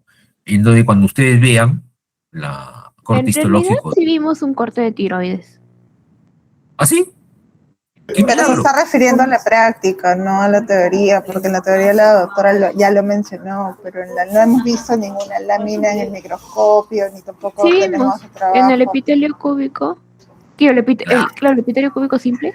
Claro, pero cuando tú ves la estructura de la tiroides, o sea, es más allá del epitelio, tienes que ver todo cómo se estructura en menor y a mayor aumento y va más allá de su recubrimiento, ¿no? Ajá. Claro, una cosa es verlo así en una figura, en un gráfico, y otra cosa es verlo pues en vivo, ¿no? En un corte histológico, ¿no? Pero en sí la estructura de la tiroides es inconfundible, ¿no? Es inconfundible. A ti te ponen un corte histológico de tiroides y ya al toque reconoces que es tiroides, por la presencia de estos coloides tiroideos, ¿no? Estos coloides tiroideos que están revestidos por, como dice Jimena, por un epitelio simple cúbico, ¿no? Que son las células tiroideas, ¿no? Y estos son los folículos tiroideos, ¿no? Todas estas estructuras ovoides, meacirculares, que contienen coloide tiroideo, son los folículos tiroideos. Por eso que las células tiroideas también se llaman células foliculares, ¿no? Estas células cúbicas se llaman células foliculares. Y por fuera de los folículos hay unas células que llaman células C, que van a producir una hormona calcitonina, que todavía no lo vamos a estudiar. Porque a pesar de que estas células C están dentro de la tiroides, producen una hormona que no tiene nada que ver con las hormonas tiroideas. Tienen otra función sobre el metabolismo del calcio. Entonces eso lo vamos a ver después. Más se relaciona con las paratiroides, que ya vamos a estudiar. ¿Ya? ¿Ok? Y bueno, también hay gran cantidad de capilares, ¿no? Capilares dentro de la glándula tiroides, hacia donde salen pues las hormonas tiroideas. ¿De acuerdo? ¿Ya? Muy bien. Entonces, ¿se acuerdan de esto? De esa tabla de resumen. Esta es la tabla de resumen de las hormonas hipotalámicas. Acá teníamos la GNRH, la GHRH, la hormona inhibidora de hormona de crecimiento, somatostatina, la TRH. Para el caso de la glándula tiroides, ¿cuál sería la hormona del hipotálamo que se relaciona con la tiroides? ¿Cuál sería? La TRH, doctor. La TRH, la hormona liberadora de tirotropina. Mira, ¿ves? Es un péptido, la TRH es un péptido de solamente 3 aminoácidos. 3 aminoácidos nomás tiene la TRH. Es un tripéptido. Muy pequeñito, muy pequeñito. Y su función es estimular a las células de la hipófisis, a las células tirotropas. ¿No es cierto? A las células tirotropas. Y las células tirotropas responden produciendo hormona estimulante de la tiroides, TSH o tirotropina. La TSH es una glucoproteína que tiene 2 unidades, ¿no? Una alfa de 82 aminoácidos y una beta de 112 aminoácidos. ¿Qué diferencia, no? Entonces, en total, ¿cuántos aminoácidos tiene la TSH? En total, ¿cuántos aminoácidos tendrá la TSH? Tendrá 100, 194. 191. 194 aminoácidos, ¿no? ¿Qué diferencia con la TRH? La TRH solo tiene 3. Fíjate, qué curioso, ¿no? La TRH solo tiene 3 aminoácidos. Sumamente pequeña. Y la TSH ya tiene, pues, 194 aminoácidos. Ya es una proteína mucho más grande. Pero eso no es problema. O sea, el hecho de que una proteína sea más grande, más pequeña, no tiene es solamente un dato, porque lo que interesa es la función que tiene, ¿no? La función que tiene. En este caso, la TSH, ¿qué hace? Estimula la producción de hormonas tiroideas. Por parte, ¿quién produce las hormonas tiroideas? ¿Quién produce las hormonas tiroideas? Son estas células foliculares. Estas células foliculares, ¿ya? ¿Y cuáles son las hormonas tiroideas? ¿Cuáles son las hormonas tiroideas? Son dos, ¿no? Y ¿Cuáles yo, son? T3 y T4. La T3 y la T4. Así es. Esas son las dos hormonas tiroideas. Ya, muy bien. Entonces ahí está, hemos individualizado de la tabla, hemos individualizado solamente la parte que corresponde a la glándula tiroides. ¿Ya? Muy bien. Ok. Entonces, esto lo van a ver en anatomía, ¿no? La ubicación de la glándula tiroides, ¿no? Se localiza debajo ¿de qué? De la laringe, ¿no? Debajo de la laringe y a ambos lados de la tráquea. ¿No? Por delante de la tráquea, perdón, por delante de la tráquea. A ambos lados de la laringe y, o sea, más o menos por acá, ¿no es cierto? Acá tenemos la laringe, ¿no? Que es la manzana de Adán, en el caso del varón, que es más prominente. Y debajo comienza la tráquea, entonces la tiroides estaría más o menos por acá. ¿Sí o no? ¿Está bien? Si ustedes tocan esta parte, ¿no? La laringe y la primera porción de la tráquea, ¿pueden palpar su glándula tiroides o no? Sí, doctor. Sí se puede palpar, ¿no? ¿O no? Acá. ¿Sí? ¿Palpaste tu glándula tiroides, Ariana? Sí, doctor. Sí, ¿no? ¿Alguien más ha palpado su glándula tiroides? Sí, pero me duele cuando la palpo. Cuando la palpas le duele. Bueno, entonces significa que Ariana y Jimena han podido palparse su glándula tiroides. Entonces significa que Ariana y Jimena tienen bocio. Tienen bocio. El bocio es un aumento en el tamaño de la glándula tiroides. ¿Ok? Ajá, claro. A ver, Rosa, ¿qué quiere preguntar algo? Rosa Choque. Choxe, profesor. Sí, perdón. ¿No podría ser un motivo de hipotiroidismo, pero que no sepan? Porque que yo sepa, esa enfermedad hace que la glándula tiroides se inflame y Claro. sea muy notorio. Sí, sí, sí, así es, así es.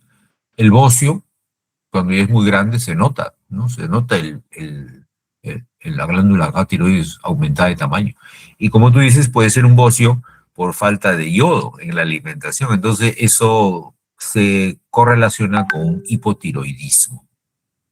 Con un hipotiroidismo. ¿Ya? Entonces, en conclusión, jóvenes, en conclusión, normalmente, la glándula tiroides no se palpa. Entonces, de repente Ariana, Jimena han estado acá palpando y creen que es la glándula tiroides, pero no es la glándula tiroides. ¿De acuerdo? No se palpa. Si se palpara, quiere decir que está aumentada de tamaño. ¿Ya? Si se palpase. ¿De acuerdo? Pero en condiciones normales no se palpa. Está como escondidita. ¿Ya? ¿Ok? Bueno, entonces las hormonas que produce la tiroides son la tiroxina, que es la T4, y la triiodotironina, que es la T3. ¿De acuerdo? La calcitonina también, ¿no? La calcitonina, ¿quién producía la calcitonina? ¿Qué células? La célula C. La célula C. Pero la calcitonina en sí no está considerada como una hormona tiroidea. Claro, es raro, dicen ustedes, ¿no? Si se produce dentro de la glándula tiroides, pero no se le considera como hormona tiroidea propiamente dicha, ¿no? Es como una hormona aparte, que básicamente tiene función de regular metabolismo del calcio y del fósforo. Se relaciona bastante con la hormona paratiroidea, más bien. Que ya lo vamos a ver con Daniel. También lo usan como marcador tumoral, pero para carcinoma de tiroides. La calcitonina es un marcador tumoral, la tiroglobulina también. Ya lo vamos a estudiar. Así es, muy bien, muy bien. Bueno, entonces, ¿qué pasa si tu glándula tiroides se enferma? ¿No? ¿Qué pasa si tu glándula tiroides se enferma y ya no produce hormonas tiroideas? Eso es lo que mencionaron ahorita, el hipotiroidismo, ¿no? Entonces, si hay hipotiroidismo, ¿qué pasa con tu metabolismo? Tu metabolismo basal, ¿qué pasa? Disminuye, disminuye. A ver, Rosa Choxe, dime. Ajá, quería comentar también eso, que existe muchos tipos de hipotiroidismo, que la mayoría hace que la glándula tiroides se inflame, incluso en hipertiroideos también, y que en tanto en hipotiroideos y en hipertiroideos hacen que el metabolismo, como usted está comentando, se ralentice o sea más acelerado. Y en ambos casos, bueno, yo soy hipotiroidea, por eso yo sí puedo tocar mi glándula, porque se siente algo durito cuando no estoy en medicación, o bueno, antes de mi tratamiento, antes de comenzar el tratamiento. Ahora ya se ablanda y ya no es tan perceptible. Mira, qué interesante, jóvenes, qué interesante lo que dice Rosa, ¿no? Rosa es hipotiroidea. Entonces Rosa está tomando levotiroxina, seguramente, ¿no es cierto? Estás tomando levotiroxina todos los días, ¿ok? Ajá, es que como le digo, existen muchos tipos de hipotiroidismo, no solamente en hipotiroidismo que afectan a células T3, T4, sino hay hipotiroidismo subclínico, hipotiroidismo autoinmune que yo tengo de Hashimoto, hay un montón de hipotiroidismos y todos afectan lo que es el metabolismo, comportamiento, Así es. necesitas acompañamiento psicológico siempre, porque pasan cosas en tu cuerpo que no son tan normales que digamos. Muy bien, Rosa, qué bueno. Mira, un hipotiroidismo, por ejemplo, primario, ¿no? Ya que has tocado el tema, le vamos a explicar a tus compañeros para que sepan. Un hipotiroidismo primario, por ejemplo, es cuando la glándula tiroides no produce hormonas tiroideas. O sea, la lesión, la falla está en la misma glándula tiroides, ¿no? Eso es un hipotiroidismo primario. Pero también existe un hipotiroidismo secundario, donde la falla está en la hipófisis. La hipófisis no produce TSH. Es más raro, ¿no? El hipotiroidismo secundario es más raro. Entonces, si la hipófisis no produce TSH, no hay estímulo para la tiroides. La tiroides puede estar bien, ¿no? Pero como no hay TSH, entonces no produce hormonas tiroideas por falta de estímulo. De acuerdo. Bueno, en ambos casos el tratamiento siempre es levotiroxina. Pero, por ejemplo, un subclínico que mencionaste, un hipotiroidismo subclínico es cuando, por ejemplo, hay un aumento de TSH, ¿no? Aumenta la TSH, pero los niveles de T3 y T4 están normales. en la sangre. Entonces el paciente no tiene síntomas, porque si los valores de hormonas tiroideas están normales en la sangre, tú no vas a tener síntomas, pero la TSH está alta. O sea, ya está empezando a alterarse el eje hipotálamo, hipófisis y glándula tiroides. Ese es un hipotiroidismo subclínico. Algunos dicen que ya hay que iniciar tratamiento, otros dicen que no, hay que esperar. Pero bueno, ya es un tema de los especialistas, los endocrinólogos, ¿no? Son los especialistas en tratar enfermedades endocrinas en general, ¿no? Incluyendo la tiroides, ¿no? Y bueno, en tu caso, has tenido, dices, una enfermedad de Hashimoto, ¿no? La enfermedad de Hashimoto es una enfermedad autoinmune donde se destruyen las hormonas, células tiroideas, ¿no? Pero al principio, estas células tiroideas se estimulan, ¿no? Se estimulan y comienzan a producir mucha hormona tiroidea en un principio de la enfermedad. Entonces, seguramente tú tuviste una etapa inicial donde fuiste hipertiroidea, ¿no? Ajá, paso de hipotiroidismo a hipertiroidismo. Y No, presento, empezaste como hipertiroidismo, ¿no? Y de ahí las células se van agotando, las células de la tiroides se van agotando, se van destruyendo, y llegas a ser hipotiroidismo, ¿no? Y ajá, eso, por temporadas, por años. Por ejemplo, digamos, un año estoy con hipotiroidismo, un par de meses con hipertiroidismo, todo lo que sigue del año, hipotiroidismo, así. ya, entonces quiere decir, Rosa, que a ti no te han dado el yodo radioactivo, ¿o sí? No. No te han dado. Claro, eso deberían darte. Tu médico no te ha indicado que debes tomar yodo radioactivo. Lo que pasa es de que como me detectaron bien jovencita, menor de edad que era en ese tiempo, me dijeron de que todavía hay posibilidades de que tu metabolismo cambie. Y pues lo último es en yo radiactivo, lo que usted comenta, porque produce muchos problemas a momento de querer una que era embarazada en un futuro, tener hijos. Y como no quería comprometer mi cuerpo, entonces preferí lo que es el tratamiento con la hormona T4, lo que usted dice, levotirosina. Y como es autoinmune, ya me lo diagnosticaron justamente cuando estaba avanzada. Entonces ya tengo asma, prediabetes, gastritis. ¿Mm? Ajá. Bueno, sí, pues, o sea, efectivamente, ¿no? Si te damos yodo radioactivo, más o menos el problema se soluciona, porque te quemamos la glándula tiroides, ¿no? Entre comillas, te quemamos la glándula tiroides, cosa que ya no vas a tener esas crisis de hipertiroidismo, de hipotiroidismo. Entonces ya solamente tomarías tu pastillita de levotiroxina todos los días y ya no vas a tener más problemas. Pero, como tú dices, puedes darte yodo radioactivo. En ti, que eres una persona joven, debes tener pues más o menos 18 o 20 años, ¿no? Calculo, ¿o no? Ajá.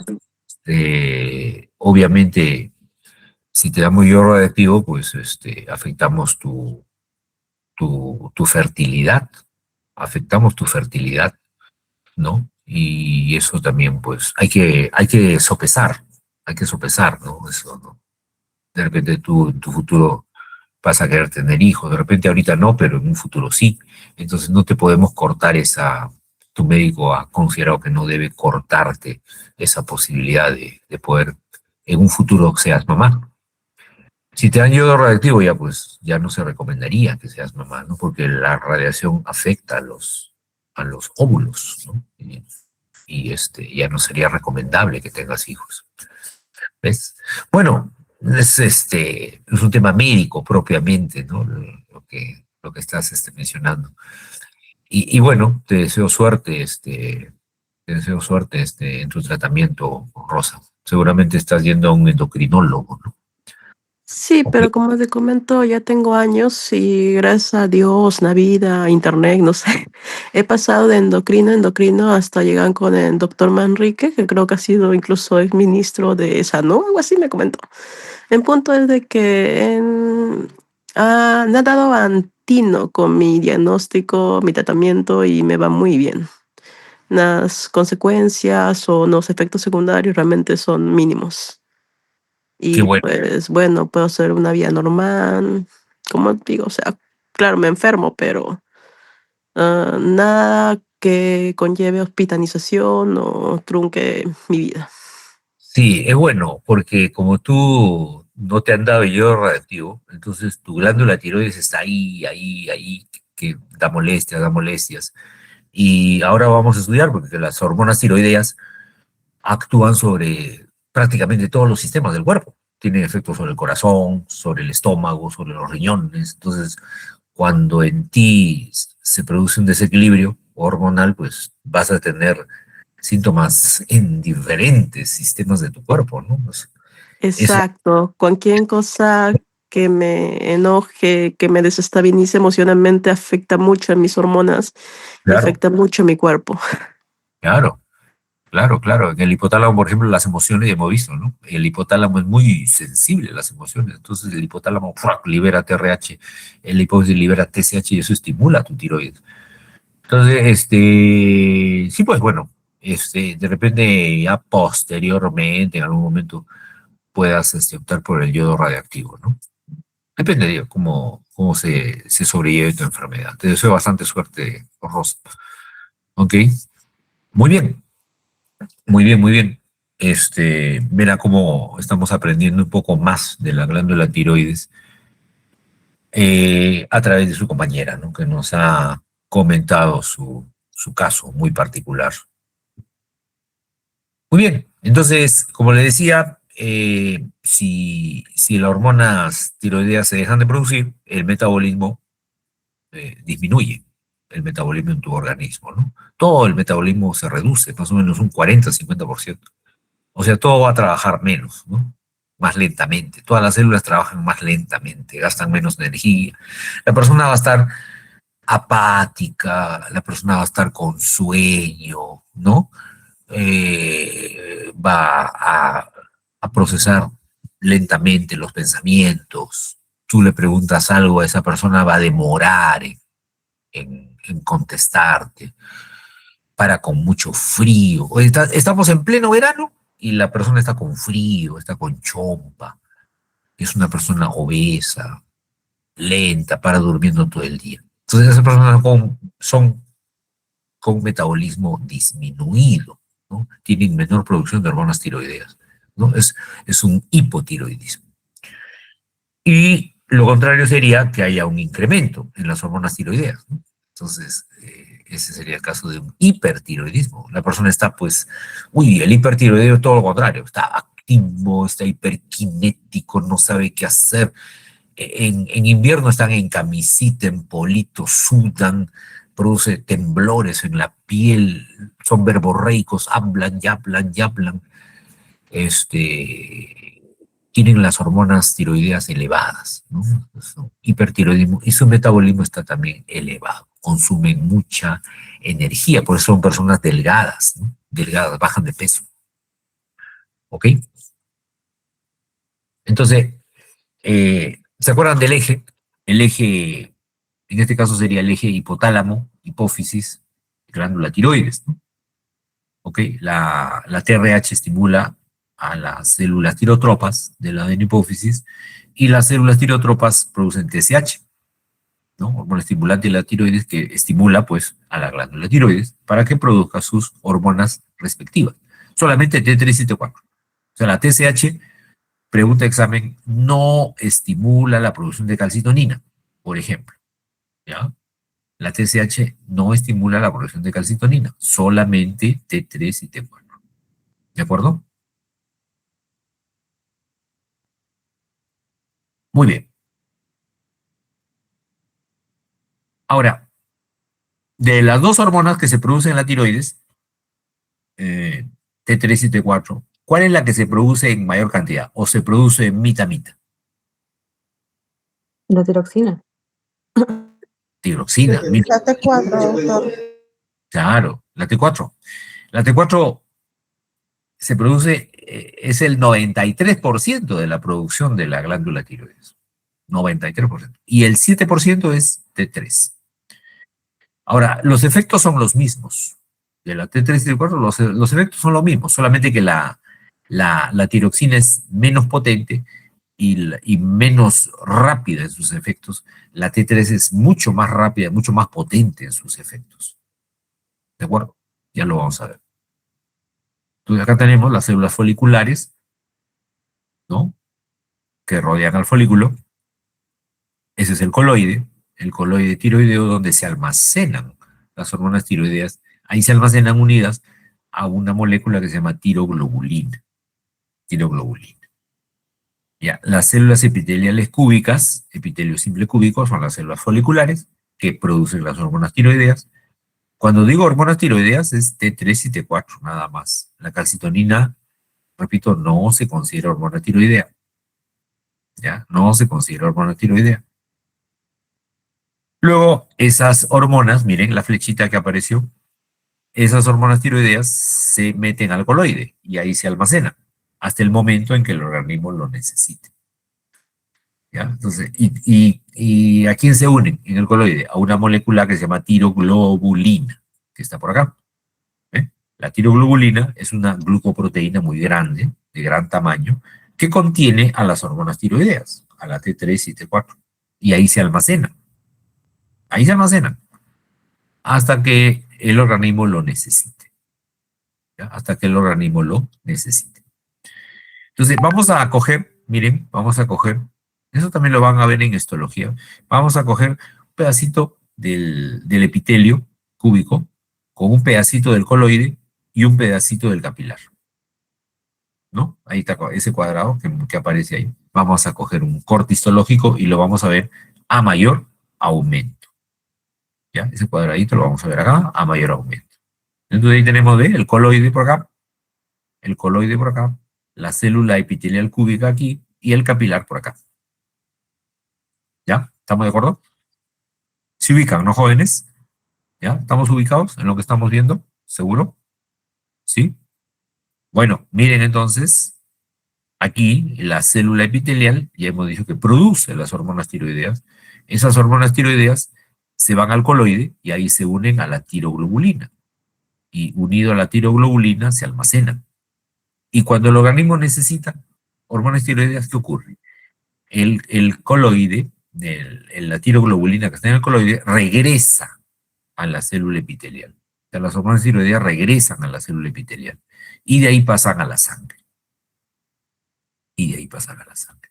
O sea, no, las hormonas tiroideas que se producen en la célula epitelial folicular no pasan directo a la sangre, no. Primero tienen que ir a almacenarse y unirse con la tiroglobulina en el coloide tiroideo.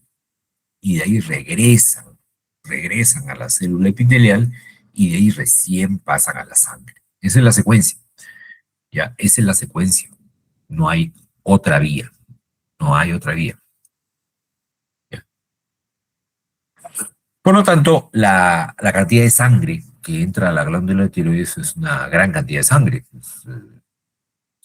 Es el flujo de sangre, se ha calculado la sangre que hay en la glándula de tiroides es 5 veces su peso. Es una glándula muy vascularizada. Muy vascularizada. ¿De acuerdo? Muy bien. Para que se sinteticen las hormonas tiroideas, hay un elemento indispensable. ¿Cuál es? El yodo. ¿No? Sin yodo no hay formación de hormonas tiroideas. ¿No? Y el yodo proviene del yoduro. El yoduro es la forma iónica del yodo, tal cual nosotros lo consumimos. ¿No? Lo consumimos. El yodo, bueno, en este caso el yoduro, básicamente se encuentra, ¿dónde? ¿Dónde encontramos bastante yoduro? ¿En qué alimento? En la sal yodada como un añadido, pero naturalmente se encuentran en los mariscos. Ajá, muy bien, Jimena. En los mariscos hay bastante yoduro, pero a veces no comemos muchos mariscos. Entonces, el problema es que no hay muchos alimentos que tengan yodo. Por eso de que el gobierno acá en el Perú, desde el año 1970 más o menos, ¿no? 1960, 1970, dio el decreto de que la sal de cocina, la sal de mesa debería ser yodada, porque antes de ese año había muchos casos de bocio endémico se llama aquel bocio que es por falta de yodo en la alimentación. Si no hay yodo, no hay producción de hormonas tiroideas, entonces la glándula tiroides aumenta de tamaño, se hipertrofia. Ya, eso es el bocio endémico. Entonces, para combatir el bocio endémico, se colocó yodo en la sal. Entonces, la sal es un elemento que utilizamos en la cocina y prácticamente todos los alimentos tú le echas sal, ¿no? Y la cantidad de yodo que necesitamos en realidad es muy pequeña, sumamente pequeña. Entonces, basta con la cantidad de yodo que hay en la sal, más que suficiente para que nuestras glándulas tiroides puedan trabajar adecuadamente. ¿Ok? En otros países, la yodación no es de la sal, sino es del pan. Por ejemplo, hay países donde se yoda el pan, hay otros países donde yodan el agua. El agua potable tiene yodo. Pero bueno, acá en el Perú escogieron la sal. Por eso que ustedes se han dado cuenta cuando compran su bolsa de sal, dice sal yodada. ¿No? ¿Se han dado cuenta o no? ¿Ah? ¿No se han dado cuenta? Dice sal yodada, de mesa, de cocina. Bueno, si no se han dado cuenta, la próxima vez que vayan a la tienda a comprar una bolsa de sal, fíjense, tiene que... No, todas las sales comerciales son yodadas. En Argentina la sal también es yodada, doctor. Incluso en Salta es obligatorio que la sal esté yodada. Claro, claro, así es, muy bien. En Argentina también la sal es yodada. Muy bien, Leslie. Y es algo obligatorio. O sea, todas las fábricas, acá en el Perú, por ejemplo, todas las fábricas que producen sal, ya es obligatorio que le echen el yodo. Es obligatorio, porque es una ley que tienen que cumplir, ¿no? Es una disposición ya gubernamental, ¿no? Para evitar, como les digo, el bocio, ¿no? Sí, Muy bien. ellos sacaron su ley casi a la par con Perú. Más o menos, casi cerca, porque no estoy segura si Argentina fue 1 año o 2 años antes, le mentiría, pero casi fue cercano a los 70, porque hubo más o menos el mismo problema. Claro, claro. Sí, pues más o menos ha sido por los años 70. Pero no todos los países yodan la sal. Pero bueno, al menos Perú y Argentina sí lo hacen, ¿no? En Colombia yodan el pan, por ejemplo. Pero bueno, ya la cosa es de que las personas ingieran sal, perdón, yodo, ¿no? Ingieran yodo para evitar el bocio, ¿no? Ok, entonces para la producción de hormonas tiroideas se requiere dos cosas. Dos cosas. Tener yodo, que la glándula tiroides tenga yodo y también tenga tiroglobulina. La tiroglobulina es una glucoproteína que en su cadena tiene gran cantidad de tirosinas. La tirosina es un aminoácido que se une con el yodo para formar las hormonas tiroideas. ¿Ya? Entonces, esto se da en etapas, ¿no? Se oxida el yoduro. Al oxidarse el yoduro se forma yodo. ¿Ya? Esa es la primera etapa. Entra como yoduro y en la glándula se oxida el yoduro y se transforma en yodo. Ese yodo se une con las tirosinas de la tiroglobulina. Eso se llama yodación de la tirosina. Yodación de la tirosina. Y tercer paso, producto de esta yodación se forman los complejos T3 y T4, que es triyodotironina y tetrayodotironina, ¿no? 3 átomos de yodo en la T3 y 4 átomos de yodo en la T4. Y luego ya salen hacia la sangre a circular la T3 y T4 una vez elaboradas, ¿no? ¿De acuerdo? Entonces, el yodo es el elemento fundamental, que tiene que unirse a la tiroglobulina, que es esta molécula grande que tenemos ahí, localizada en el coloide tiroideo. ¿De acuerdo? La característica de la tiroglobulina es la gran cantidad de tirosinas que posee. gran cantidad de tirosinas, residuo de tirosina. Ya. Bueno,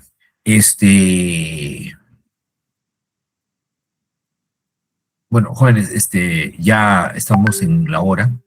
Más bien,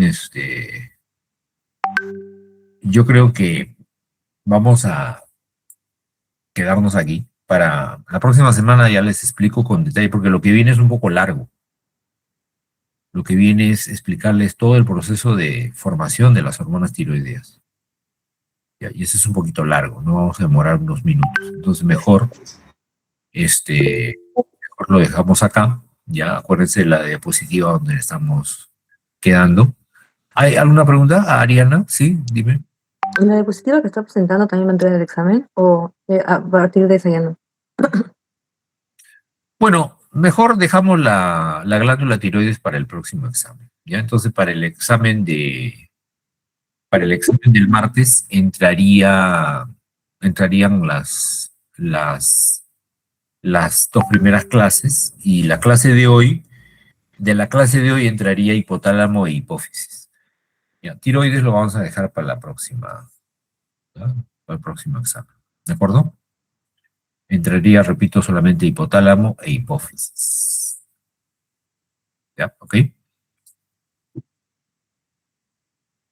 Angélica Profe, buenas. o Paolo. Sí, profe, disculpe, ¿podría pasar los PPTs a la delegada para estudiarlos, por favor? Ya, cómo no, cómo no. Gracias. La delegada es Otárola, ¿no? La alumna Otárola. A ella le voy a pasar los PPTs, ¿ya? Para que les comparta. Sí, doctor, muchas gracias. Pero ya les pasó los PPTs de la semana pasada, ¿no? De las clases de la semana pasada, de la semana anterior, ya les pasó los PPTs, ¿no?